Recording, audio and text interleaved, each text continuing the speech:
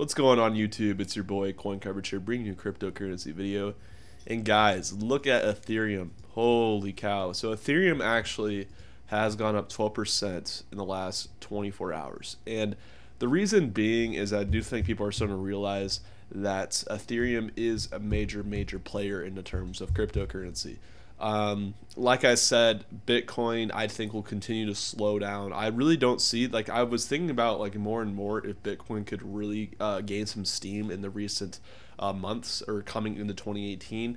However, I do think it could possibly not be the case but however, we're just seeing, regardless that we're seeing Bitcoin, push above the 100-day finally and start to, form a nice little, trend upon the 100-day. As we see here, the past 2 days we've seen closes above the price action, above the 50-day, of course, although we struggled to maintain it in the previous days. But the 100-day, guys, whenever Bitcoin hits 100-day is a good swing trading opportunity. I've said that many times. This line right here, guys, these moving averages are more important than you guys might think, because they really indicate a level of average. That's essentially what it is. It literally takes the past 100 days and averages them out. So while you can go ahead and say TA is false, it is, a lot of it is a lot of bullshit.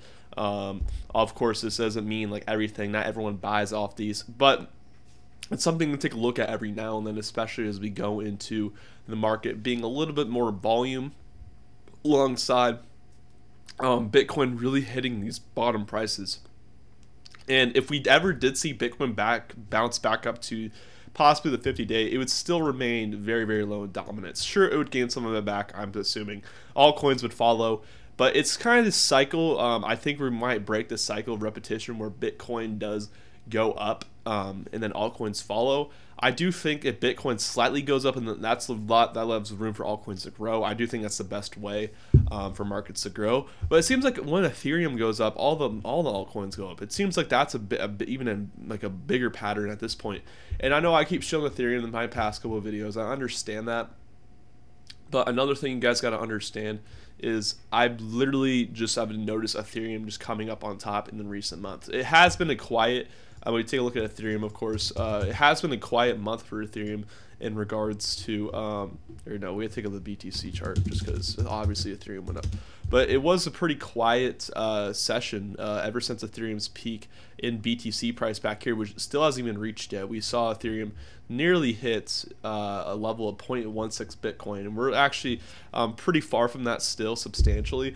However, we saw the BTC price slowly decline nearly to 0.025 Satoshis. So it's pretty crazy. It was at 1.2% of a Bitcoin, and now it's at around 10% of a Bitcoin. But we nearly peaked at around 15-60% of a Bitcoin in Ethereum's history. So as you can see, yeah, we're getting up there, back up to the highs, and at 0.1 Bitcoin right now. So what else do I think about Ethereum? Obviously, Ethereum is the leading platform to bringing in new coins onto the market. It's the ERC20s are very common. ICOs are even getting more common. Everything is built around the Ethereum platform. And however, although we're in the RSI of overbought, I do think Ethereum could, I wouldn't buy at these levels personally, but my last video I really told you guys that Ethereum was a great buy. This is one of my picks for January for a reason, because I do think Ethereum in 2018 is going to absolutely kill it. A lot of people told me Ethereum has a lot of competition, like Neo, EOS, for example, which is still an ERC20, so I don't see it can be competition relatively. But there's a lot of coins that are still in the ERC20 phase and that are actually competitors to Ethereum, like Neo, for example, Icon, somewhat, not really, but what else? Cardano. There's just so many. Oh, Stellar possibly, because they were starting to build platforms upon Stellar. So yeah, Qtum. There's a lot of stuff that is relatively similar to Ethereum, but in my opinion, I do think Ethereum is the leading platform for ICOs and building upon this cryptocurrency as we know it right now. I do think it's a pretty common name, household name, as we do see the market cap starting to closing on Bitcoins. And if Ethereum ever takes #1, it would be the first time ever. That'd be pretty insane. I don't think Bitcoin has really dropped from the #1 spot since I've been in the market. Bitcoin Cash was pretty close, that run up that one time back in September or October. However, I don't really see it ever. It could happen. I do see. I would be very serious surprised, or wouldn't be really be that surprised, honestly, if it hit above Bitcoin's market cap sometime this year. Just because if it did, it would be huge, and I do think it would make a name for itself. I'm not like a support. I love Bitcoin to death too, but it's simply the scalability. I think people are scared of it. I do think people are really scared of the scalability, and that's really why it's not shooting up to high prices. There's other outside effects too that could be potentially hurting Bitcoin, but I do think this is a pretty mediocre price for Bitcoin as of now, while Ethereum and all the other coins have been just constantly rising up. Of course, Bitcoin's had a great 2017. You can't take away from that, but I do think Ethereum is the future, really, of the blockchain in terms of the leading currency. I don't know if this is for sure. This is just a prediction. I don't know if anyone's going to hate me for this, but this is a pretty bold statement to make. I do think Ethereum, in the long run, could possibly overtake Bitcoin. But that's why I'm a big supporter of Bitcoin Cash. There's a lot of alternatives that are just simply faster and less transaction fees and simply just easier to use than Bitcoin. And I really wouldn't recommend using Bitcoin to anyone that's new, unless you're investing in the currency itself. Obviously, it's not a bad investment at all at this point. People said it could hit $1 million and they could fix their issues. But in this regard, in the current state of Bitcoin right now, it's kind of looking troublesome, to be honest with you guys. It needs something to push it above, because this article right here I read as well doesn't really help it at all. Starbucks is a huge company. Actually, I looked down here, and actually 1/3 of transactions in the U.S. that are mobile are Starbucks coffee transactions, and that's pretty insane. If you guys were to ask me, that is incredible.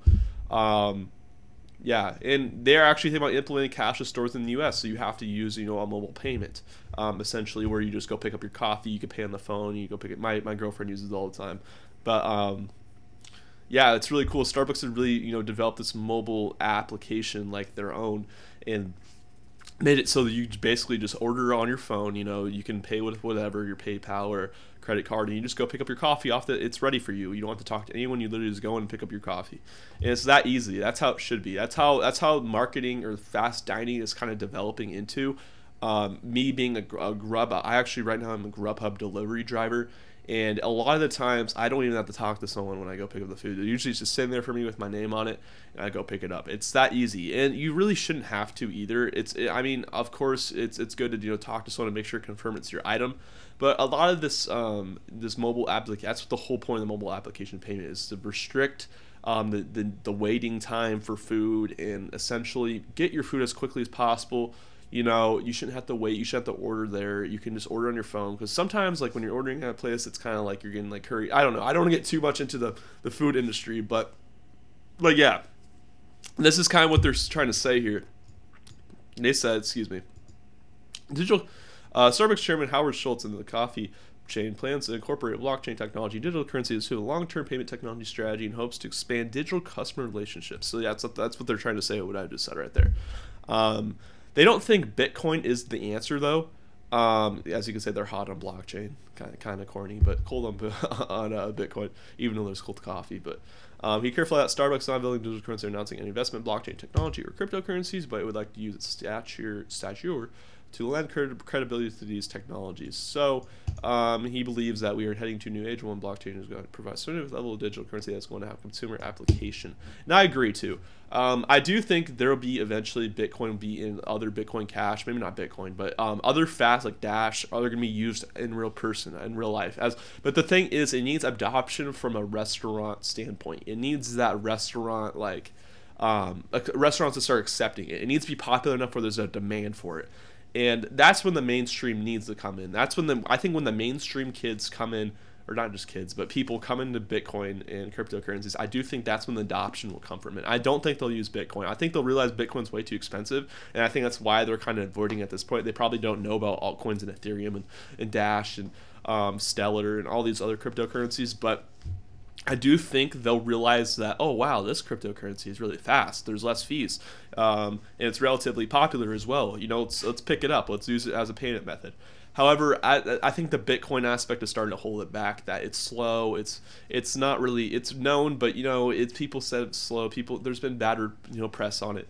I do think, the Bitcoin has gotten a lot of hate recently, simply because of how slow it is and stuff. And I've obviously been doing that as well. I've been hating on it. I've just been pointing out the facts. I love Bitcoin to death. I do think it is digital gold regardless. I do think it needs to be careful with Ethereum though. Ethereum is a little overextended, to be fair, but it could possibly overtake Bitcoin in my opinion and be possibly leading cryptocurrency in the future, but we'll have to wait and see. I'm not bearish on Bitcoin at all. I do think it's due for a run up anytime soon. I just think that's one of the reasons why it's really holding back and not really going up or down at this point. Staying around the 100-day, like I said. So yeah, so I'm trying to say that the customer adoption, not only customer adoption, but the restaurant adoption, the customer demand, the restaurant adoption is what we're really waiting for until restaurants and food payment industries really get into the blockchain. And I think that's what Starbucks is trying to say here. They really think that is the future. And Starbucks has been known for developing advanced technology in terms of payment solutions and payment methods and stuff like that. The future of technology regarding on their mobile application, for example, they're really one of the first to take on that. And it's just something the food industry is turning into. Being a part of the food industry myself, I kind of understand how that works. So yeah, that is said, let's move on to the next topic. It's Ethereum trading pairs constantly getting more volume from, so I've said last video, we keep on seeing Ethereum trading pairs doing well. ICX is doing great.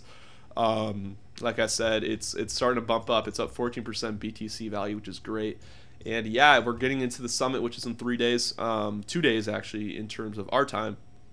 Because obviously the mainnet wasn't a huge thing, but I take the mainnet as a ticking bomb now for when Icon will really blow up. We don't know when it will.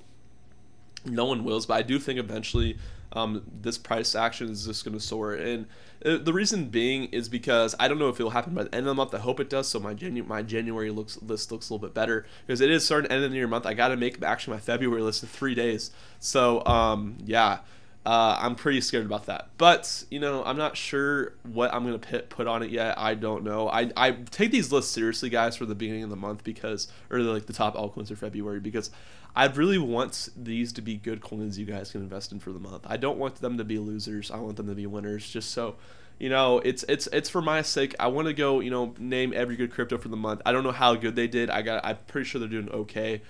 They were doing great at the beginning of the month. My coins that I picked, you guys can watch the video below.